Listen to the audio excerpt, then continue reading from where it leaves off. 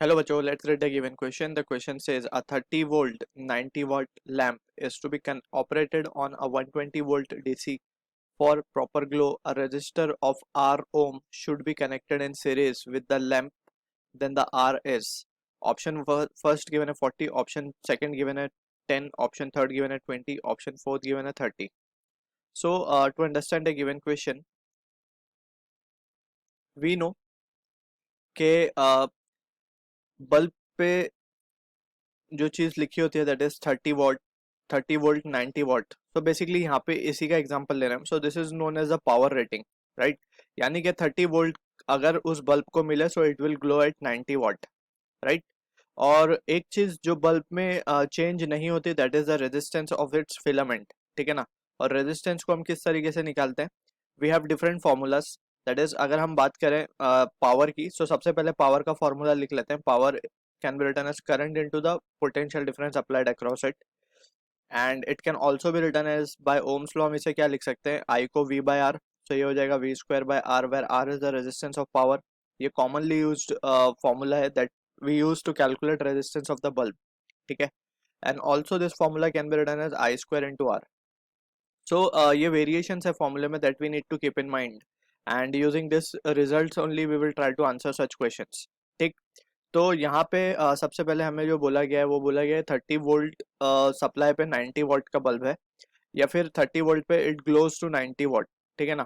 So from this we can first calculate the resistance of the bulb. So using this result we can say V square by P हो जाएगा resistance. Alright, that will be 900, that is 30 का square 900 upon 90, that gives us the value as 10 ohm. So ये value तो fix ही रहने वाली है, bulb की value है ये, ठीक है ना. अब हमसे बोला जा रहा है कि हमें इस बल्ब को 120 वोल्ट पे सप्लाई पे मींस कनेक्ट करना है. So we can clearly see कि 120 वोल्ट बहुत ज़्यादा है, ठीक है ना. तो उसके साथ हमें क्या करना पड़ेगा? अगर बल्ब को इस वोल्टेज पे अप्लाई करवाना है तो we need to put some resistance in series, ठीक है, ताकि इसका ओवरऑल रेजिस्टेंस बढ़ जाए. तो फिर we can say this much voltage पे वो ऑपरेट हो जाएगा, ठीक है. So we can say the situation will be something like this. Let's suppose we have a bulb over here, ठीक है ना. ये बल्ब के साथ हमने कुछ रेजिस्टेंस मान लेते हैं आर, हमने क्या लगा दिया? सीरीज में लगा दिया. जब हमने सप्लाई कितने की थी? 120 वोल्ट की, ठीक है. सो अब ये बल्ब प्रॉपरली काम कर सकता है क्योंकि हमने कुछ रेजिस्टेंस एक्स्ट्रा इसमें ऐड कर दिया है, ठीक है. अगर ऐसा नहीं करते हम सो ये बल्ब माइट गेट फ्यूज्ड, ठीक है, क्योंकि एक्स्ट्रा वोल्टेज आ रहे थे, अब यहाँ पे ज्यादा वोल्टेज आ जाते हैं. तो इन दिस सिनेरियो हम क्या लिख सकते हैं? अब यहाँ पे जो करंट हो सकता है, करंट को हम लिख सकते हैं by Ohm's law. Resistance of lamp R L मान लेते हैं, जो कि हमें 10 मिल चुका है, ठीक है. सो हम यहाँ क्या लिख देंगे? It can be written as by Ohm's law हम लिख सकते हैं 120 upon R L plus R, और instead we can just write 120 upon 10 plus are.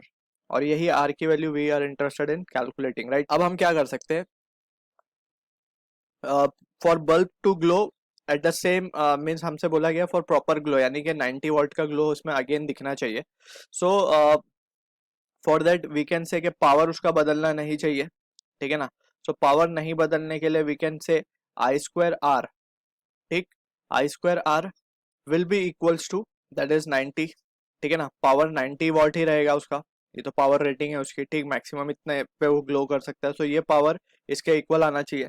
Now we can put the values and equate the equations. तो हमारे पास क्या मिलेगा? That we can write that's to be 120 square upon ये value हम लिख सकते हैं 10 प्लस आर का स्क्वायर, ठीक. And that will be equals to 90, ठीक है.